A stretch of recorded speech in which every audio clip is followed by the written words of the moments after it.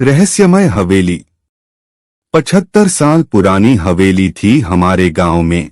हमने बचपन में अपने दादी से उस हवेली की रहस्यमयी कहानियां सुनती थी। कुछ कुछ यादें हैं।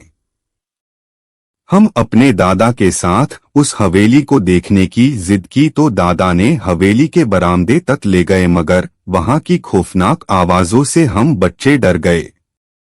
दादा ने कहा इसीलिए मना कर रहा था। हम बाहर से ही लौट आए। हवेली बहुत आलीशान थी। 125 कमरे थे। बहुत बड़ा दरबार हाल था। बड़े बड़े झूमर लगे थे, पर सब पर धूल और जाले लगे थे। कई साल से ताले नहीं खुले थे। एक दिन हम बच्चों ने गांव के चौकीदार से जिद की हवेली की कहानी सुनाओ। उसने हम सबको समझाया कि दिन में कहानी नहीं सुनते। पुरानी कहावत है, मामा रास्ता भूल जाते हैं। बच्चों को कहा चौपाल पर शाम को हवेली की कहानी सुना। चौकीदार ने बताया ये हवेली जमींदार राघवेंद्र सिंह की थी। उनके 2 बेटे थे, वीरभद्र सिंह, छोटा बेटा जयेंद्र सिंह परिवार के साथ रहते थे। वीरभद्र सिंह अपने पिता का जमींदारी का काम देखता था। जयेंद्र सिंह हायर एजुकेशन के लिए विदेश चला जाता है। अच्छी खुशहाल जिंदगी चल रही थी। बस एक दिन ऐसा ग्रहण लगा उस घर को। वीरभद्र सिंह अपनी फैमिली के साथ शहर से लौट रहा था। साथ में उनकी माता जी भी, सावित्री देवी थी। पहाड़ी क्षेत्र में कार अनियंत्रित होकर खाई में गिर गई थी।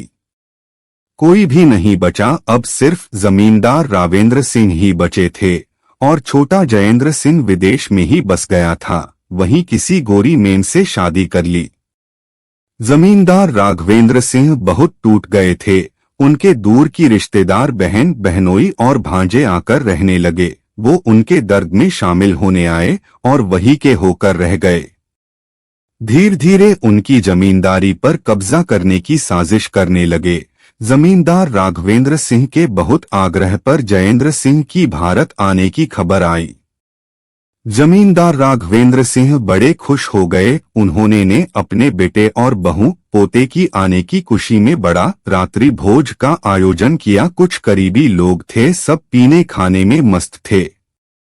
रात आधी से ज्यादा हो गई थी, सब नशे में धुत थे। जमींदार के भांजे ने सब पर तलवार से कत्लेआम कर दिया। जितने करीबी रिश्तेदार थे सबको मार दिया।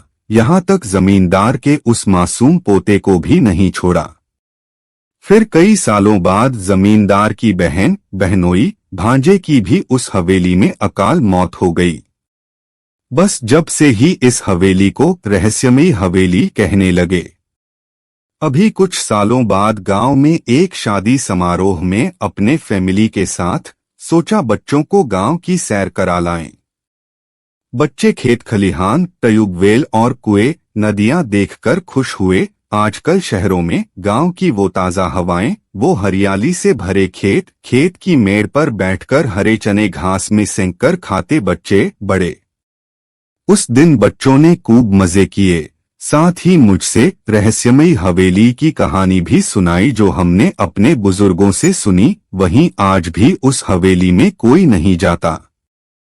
एक ब्रोकर ने लालच में उस हवेली के झूठे कागजात बनाकर बेचना चाहा, लेकिन वो भी सौदा करने के बाद ही अकाल मृत्यु हो गई। हवेली में एक फिल्म की शूटिंग के लिए लोगों ने साफ सफाई करवाकर कुछ दिन डेरा डाला, मगर उनमें से 1-2 भाग गए, 1-2 साथी मर गए।